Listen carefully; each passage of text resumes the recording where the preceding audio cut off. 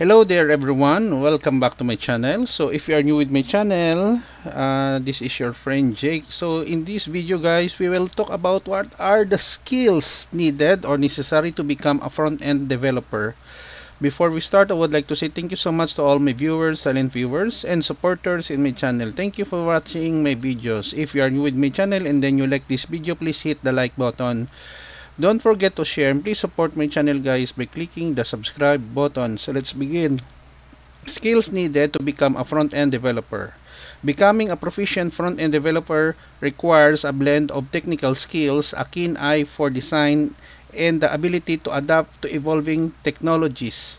Here are the essential skills you need to develop. Number 1, core technologies. HTML, understand the structure of web pages. CSS or cascading style sheet, master styling web pages with techniques such as flexbox and grid layout. JavaScript, gain a strong foundation in the language including ES6 plus features.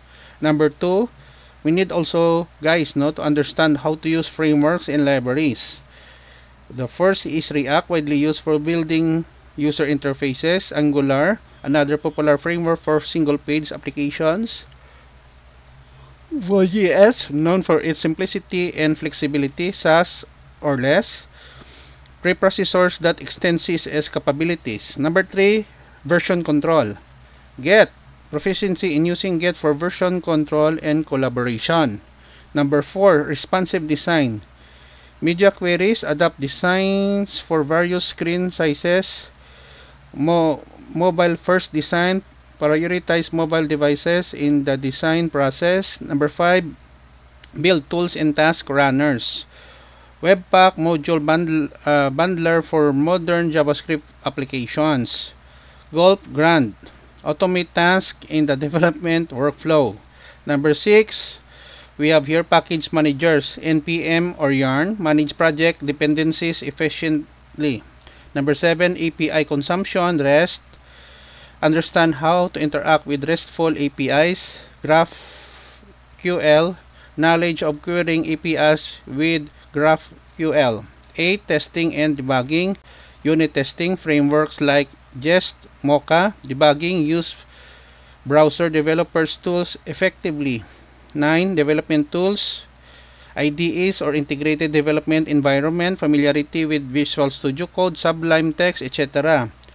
Web developer tools, proficient in using Chrome DevTools, Firefox developer tools. 10, performance optimization, page speed, techniques to improve loading times, code splitting, efficiently load parts of the application.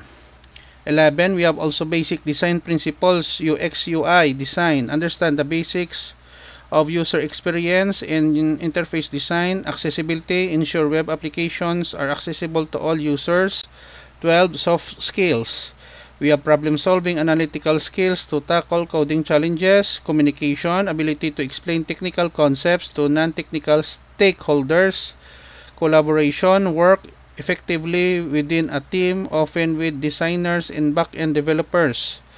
Adaptability, keep up with the latest trends and changes in the front-end development landscape. Number 13, optional but beneficial, TypeScript adds static types to JavaScript, reducing runtime errors. Progressive web apps, PWAs, create apps that offer a native-like experience. Server-side rendering, SSR, techniques such as Next.js for rendering React apps on the server. And then lastly, you have also guys to learn learning resources, online courses, platforms like Udemy, Coursera, and Free Code Camp. Documentation, official documentation for frameworks and libraries. Communities, join forums, attend meetups, and participate in hackathons. By developing these skills and continuously learning, you will be well equipped to succeed as front-end developer. Okay guys, so this is the end of my presentation on what are the skills needed to become a front-end developer. Thank you so much guys for watching. I hope that you have learned something new in this video. If you like this video, please hit the like button. Don't forget to share and please support my channel guys if you're new by clicking the subscribe button. See you in the next video tutorial guys. This is your friend Jake saying bye bye for now.